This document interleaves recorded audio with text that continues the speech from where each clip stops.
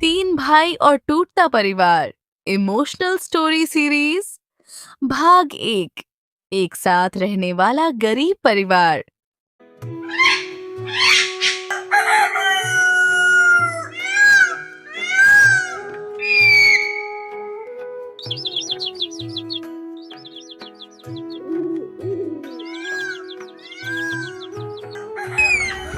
उत्तर प्रदेश के एक छोटे से शांत गांव में जहां चारों तरफ हरे भरे खेत, कच्ची गलियां और मिट्टी की खुशबू बसी रहती है,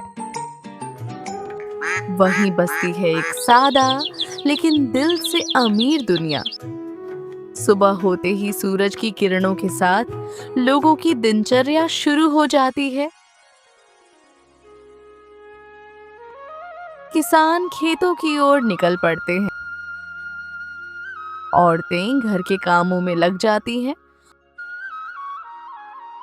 और बच्चों की हंसी से पूरा गांव गूंज उठता है।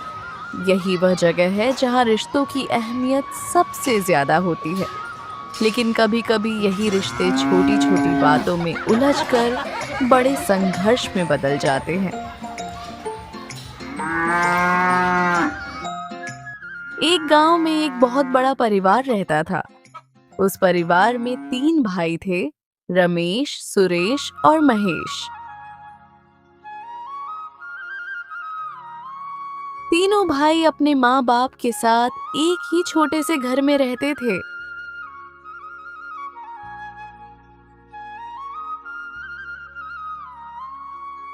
घर छोटा था, पैसा कम था, लेकिन प्यार बहुत था।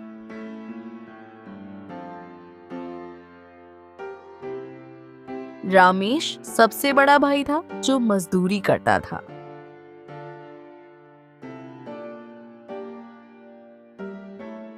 सुरेश बीच वाला था जो खेती करता था।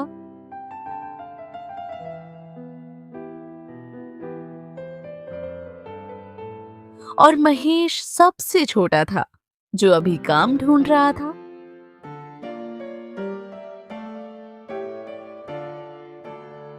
कुछ दिनों बाद रमेश ने बहुत कष्ट करके काम किया और पैसे जमा करके अपनी खुद की खेती वाली जमीन खरीदी और दोनों भाई रमेश और सुरेश अपनी अपनी खेतों में काम करने लगे। रमेश और सुरेश दोनों ने मिलकर छोटे भाई महेश को पैसे दिए और महेश ने उन्हीं पैसों से गांव में एक छोटी सी दुकान खोली। कुछ दिनों बाद रमेश की शादी हो गई। उसकी पत्नी का नाम कमला था, जो पूरे घर का काम करती थी। सुबह होते ही सब अपने अपने काम पर निकल पड़ते थे।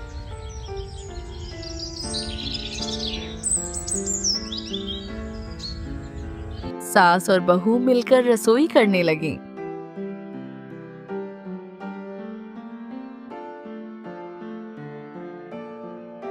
अब घर का माहौल बहुत अच्छा था। नई बहू घर में घुल मिल चुकी थी। अब बारी थी और दो बेटों की शादी करने की। सुरेश की पत्नी का नाम शांति था। दोनों की जोड़ी बहुत अच्छी थी। नई नई शादी करके वह इस घर में आई थी। और महेश की पत्नी का नाम पूजा था। वह थोड़ी चुलबुली थी। अब देखते हैं एक घर में तीन बहुएं कैसे मिलकर रहती हैं। एक दिन सास ने तीनों बहुओं को बुलाया। अरे कमला, शांति और पूजा, तुम तीनों को मैं इसलिए बुलाया हूँ कि तुम मेरी बात हमेशा याद रखना। हमेशा एकजुट होकर रहना। एकजुट रहने से ही हमेशा खुशी बनी रहेगी और हमारे परिवार को कोई हरा नहीं सकेगा। बुरे वक्त में अपना परिवार ही काम आता है, इसलिए हमेशा साथ रहना, चाहे कुछ भी हो जाए। और अगर कभी कोई झगड़ा हो जाए तो एक दूसरे को माफ करके आगे बढ़ जाना, ठीक है ना? मेरी बात अपने दिमाग में अच्छे से बैठा लेना। तीनों बहुओं ने सब कुछ सुनकर अपने अपने काम में लग गई।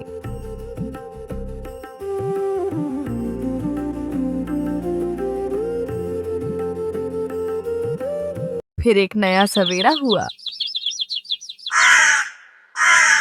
सुबह सुबह तीनों बहुएं उठकर अपने अपने काम करने लगी और काम को आपस में बांट कर करने लगी।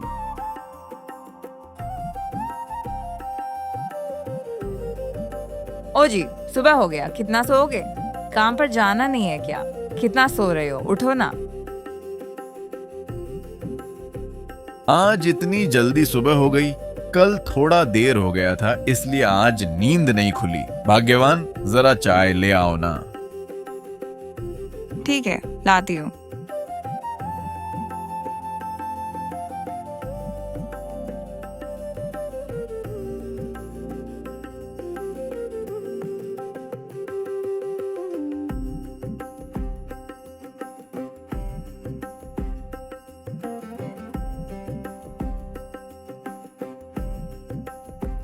आप चाय पीकर जल्दी से नहाने के लिए जाइए।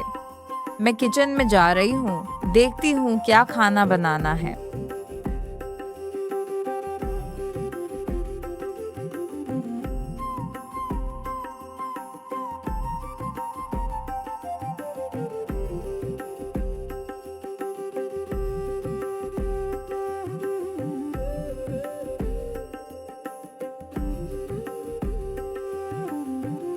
ये पूजा और शांति दोनों कामचोर हैं। मैं चावल गैस पर रखकर गई थी, बस उतना ही बना है और कुछ भी नहीं बना है अभी तक। ये लोग सब क्या खाएंगे पता नहीं। अरे शांति, तुम कितना काम करोगी? मैं देख रहा हूँ तुम सुबह से काम कर रही हो। इतना काम मत करो, इधर आकर बैठो ना थोड़ा। क्या करूं मैं? घर का सारा काम तो मुझे ही करना पड़ता है। कोई मेरी मदद नहीं करता। घर का काम करके मेरा पूरा शरीर दर्द हो गया है। और आप खेतों में नहीं जाओगे क्या? हाँ, जाऊंगा क्या भैया, खेतों के लिए निकल गए। मुझे नहीं पता। ठीक है, मैं चलता हूँ, खाना भी बनाना है ना। अच्छा ठीक है, आज खाने में क्या बनाओगी? रोटी के साथ आलू गोभी की सब्जी और दाल तड़का। अच्छा ठीक है, तुम जल्दी से बनाओ, मुझे जोर से भूख लग रही है। अच्छा, मैं जल्दी से जाकर बना देती हूँ अपने प्यारे पति के लिए।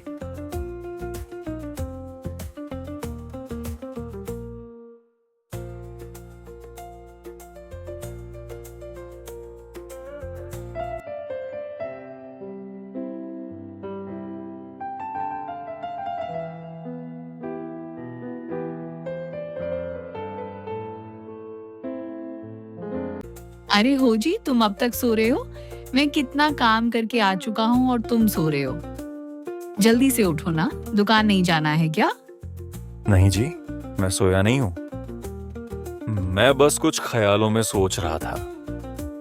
सुबह से काम करके मैं पूरा पसीने से भीग गया हूँ और तुम यहाँ सोकर सोच रहे हो। जल्दी नहाकर दुकान जाओ। तुम इतना गुस्सा क्यों हो रही हो मेरी जान? ठीक है बाबा, मैं जल्दी से नहाने जा रहा हूँ। जल्दी से चलो, देर हो रही है।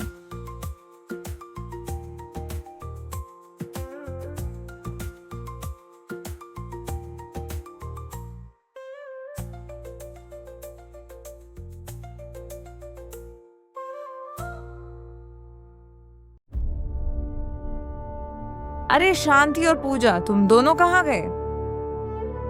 हाँ दीदी, हाँ दीदी। हाँ दीदी, हाँ दीदी। दीदी दूसरा काम कर रही थी। ठीक है, चलो जल्दी से खाना बनाते हैं।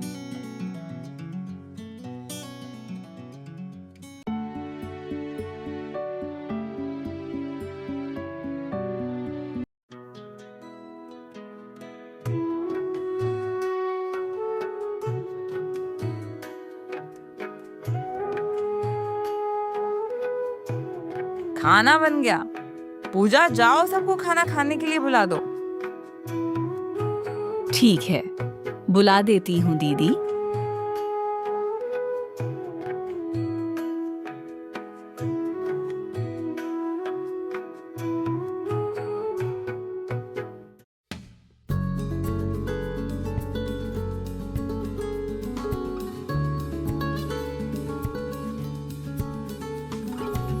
बापूजी, माँ और भैया, खाना बन गया है। सब लोग खाने के लिए डाइनिंग हॉल में आ जाइए। घर के लोग सब मिलकर खाना खाने लगे।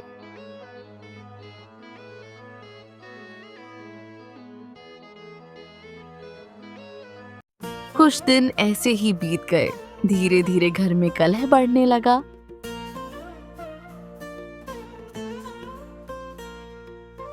सुनो पूजा, मैं सबसे बड़ी बहू हूँ, घर का फैसला मैं करूंगी। समझ में आया ना? क्या बोली दीदी? तुम बड़ी हो तो क्या हुआ? काम तो मैं ज्यादा करती हूँ। मुझे किसी का हुक्म नहीं सुनना। घर का माहौल धीरे धीरे खराब होने लगा। कोई किसी की सुनने के लिए तैयार नहीं था। सुबह होते ही कमला अपने काम करने लगी, लेकिन उसके मन में बहुत गुस्सा था, क्योंकि वह बड़ी थी लेकिन इस घर में उसकी नहीं चल रही थी। वहीं पर शांति मन ही मन बड़ी समझने लगी थी। उसका सोचना था कि मैं सारा घर का काम कर रही हूँ, फिर भी मुझे इतना सुनना पड़ता है। वहीं पर पूजा, जो सबसे छोटी थी, उसे काम करना पसंद नहीं था, फिर भी उसे घर का काम करना पड़ता था और वह किसी से कुछ कह भी नहीं पाती थी, क्योंकि वह छोटी थी। यहाँ दिन भर काम करते करते मर जाऊंगी। कोई सुनने वाला नहीं है यहाँ। मुझे यहाँ लाया है काम कराने के लिए? मैं इस घर की बहू हूँ या नौकर पता नहीं। यहाँ बड़े होकर दिखाते हैं और सारा काम मुझसे करवाते हैं। रोज रोज का झगड़ा अब हर दिन घर में झगड़ा होने लगा। सुबह से लेकर रात तक बस चीख पुकार। एक दिन सब खाना खाने के लिए बैठे थे।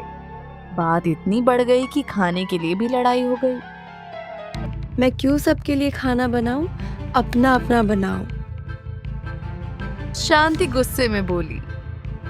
ठीक है, आज से कोई किसी का काम नहीं करेगा। तुम सबको क्या हो गया है? तुम सब ऐसा क्यों बात कर रहे हो? हमें हमेशा मिलकर काम करना चाहिए, और तुम सब ऐसा क्यों बोल रहे हो? अरे मेरी बात सब सुनो। तुम सब एक दूसरे को सॉरी बोलो और एक दूसरे से बात करो। कोई किसी से बात करना नहीं चाहता है और सास की बात को कोई ध्यान नहीं देता। तीनों बहुएं अपने अपने कमरे में चली गईं। अरे शांति पूजा कमला, सुनो सुनो मेरी बात। अरे शांति पूजा कमला, सुनो सुनो मेरी बात। अरे बेटा रमेश, सुरेश और महेश, जरा अपनी अपनी बीवियों को थोड़ा समझाओ ना। ऐसा झगड़ा करने से क्या होगा? हमारा घर टूट जाएगा। जरा समझाओ। अब इस घर का क्या होगा? क्या सब कुछ ठीक हो जाएगा या ये घर टूट जाएगा? ये जानने के लिए हमारा अगला भाग देखना मत भूलना। हमारा अगला पार्ट आप तक पहुंचाने के लिए हमारे वीडियो को सब्सक्राइब कीजिए, लाइक और शेयर कीजिए। और हमारा वीडियो आपको कैसा लगा हमें कमेंट बॉक्स में जरूर बताइए। फिर मिलते हैं अगले वीडियो के साथ। बाय बाय दोस्तों, नमस्ते।